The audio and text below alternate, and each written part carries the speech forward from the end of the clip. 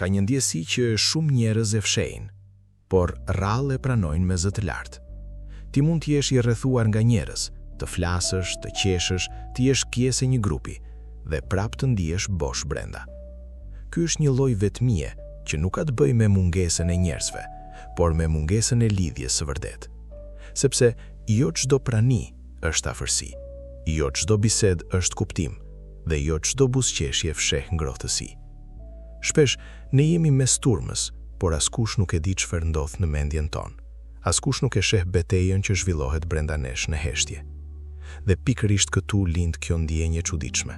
Të jesh me të gjithë, por të mos ndihesh me askënd. Ka raste kur zhurma përreth teje është e madhe, por brenda teje është edhe më e madhe heshtja. Ti je aty, fizikisht i pramishëm, por mendja jote është diku tjetër.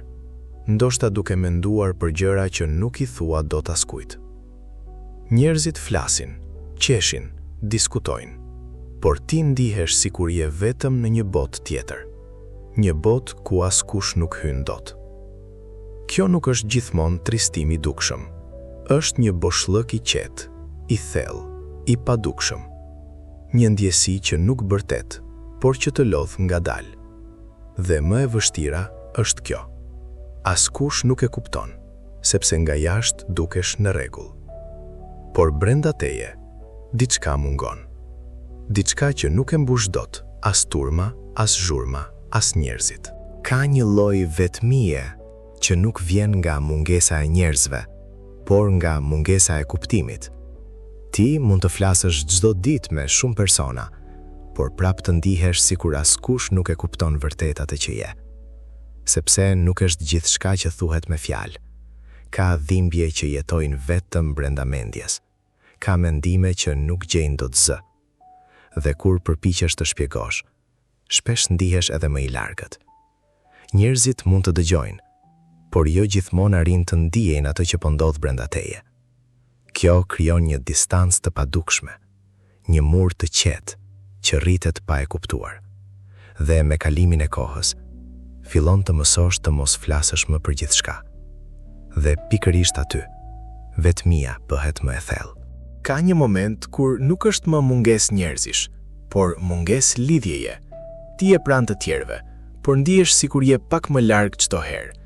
Bisedat vazhdojnë, por ti nuk je më plotësisht aty, sikur një pjesë e jotja është mbyllur brenda vetes. Nuk është se nuk do të jesh pjesë e tyre, por diçka brenda teje të mban mbrapa. Dhe ngadalë, pa e kuptuar, fillon të tërhiqesh pak nga pak, jo sepse nuk i do njerëzit, por sepse ndihesh i padukshëm mes tyre. Dhe kjo krijon një boshllëk të çuditshëm, sepse nga jashtë dukesh prezent, por nga brenda ndihesh larg. Ka momente kur vetmia nuk ka as emër të qartë, nuk është trishtim i thjesht, as lodhje normale. Është një boshllëk i thellë që nuk shpjegohet dot.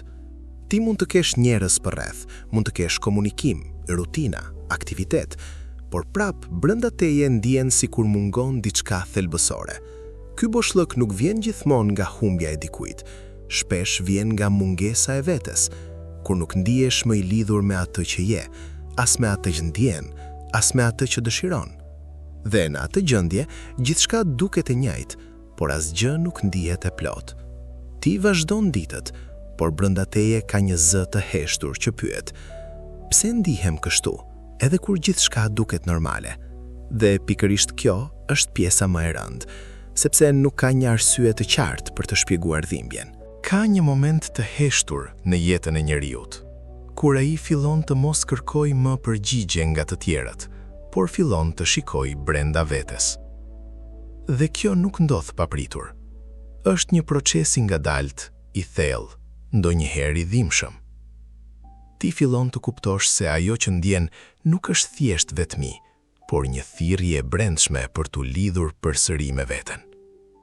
Ndoshta për një kohë të gjatë ke jetuar duke u përshtatur me të tjerët, duke u përpjekur të jesh i pranueshëm, i kuptueshëm, i fortë, edhe kur brenda teje ndihesh e i lodhur. Por tani, diçka ndryshon.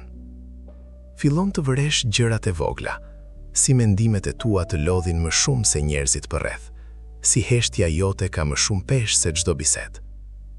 Dhe ngadalë kupton, se vetmia nuk është gjithmonë mungesë njerëzish, por mungesë lidhjeje me shpirtin tënd. Ka ditë kur do të ndihesh ende bosh, por tani nuk e shmang më atë ndjenjë, e shikon, e dëgjon, e pranon. Sepse vetëm kur ndalon së luftuari me veten, fillon ta kuptosh veten. Dhe në atë kuptim të vogël, fillon një ndryshim i madh. Nuk është zhurmë, nuk është shpërthim emocionesh, është një qetësi e re që lind brenda teje. Dhe për herë të parë pas një kohe të gjatë, ti nuk ndihesh vetëm me veten tënde.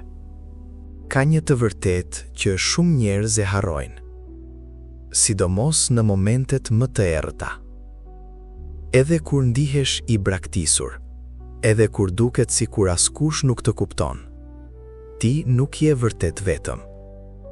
Sepse ka diçka më të thellë se njerëzit përreth teje. Diçka që nuk zhduket kur dhoma boshatiset. Diçka që nuk largohet kur të gjithë largohen. Është prania që të ka ndjekur edhe në heshtje, në netët kur nuk kishe forca as të flisje, në ditët kur buzëqeshje, por brenda ishe i thyer.